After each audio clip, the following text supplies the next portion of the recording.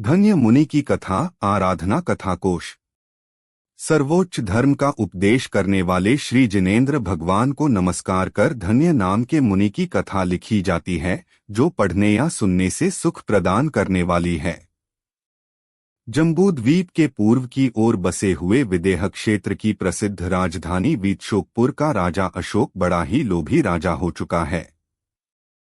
जब फसल काटकर खेतों पर खलिहान बनाए जाते थे, तब वह बेचारे बैलों का मुंह बंधवा दिया करता और रसोई घर में रसोई बनाने वाली स्त्रियों के स्तन बंधवाकर उनके बच्चों को दूध नहीं पीने देता था। सच है, लोभी मनुष्य कौन सा पाप नहीं करते हैं। एक दिन अशोक के मुंह में कोई बीमारी हो गई, जिससे उसका सारा मुंह सड़ गया। सिर में भी हजारों फोड़े फुंसी हो गए। इससे उसे बड़ा कष्ट होने लगा। उसने उस रोग की औषधि बनवाई।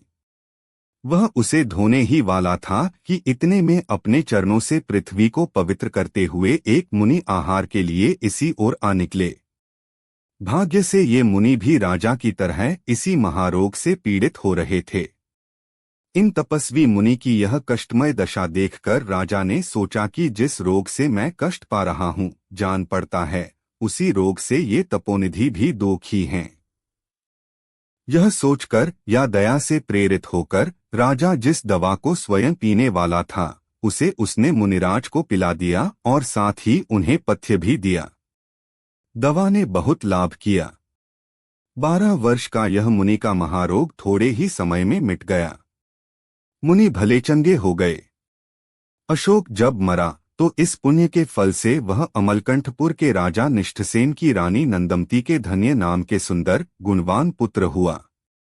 धन्य को एक दिन श्रीनेमिनाथ भगवान के पास धर्म का उपदेश सुनने का मौका मिला। भगवान के द्वारा अपनी उम्र बहुत थोड़ी जानकर उसने उसी समय सब मायाममता छोड़कर मुनि दीक्षा ले ली। एक दिन वह शहर में भिक्षा के लिए गया, पर पूर्वजन्म के पाप कर्म के उदय से उसे भिक्षा न मिली। वह वैसे ही तपोवन में लौट आया। यहाँ से विहार कर वह तपस्या करता तथा धर्मोपदेश देता हुआ सौरीपुर आकर यमुना के किनारे आतापन योग द्वारा ध्यान करने लगा।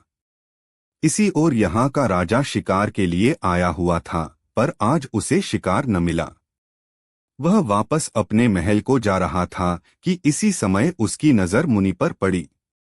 उसने समझ लिया कि बस शिकार न मिलने का कारण इस नंगे का दिख पड़ना है।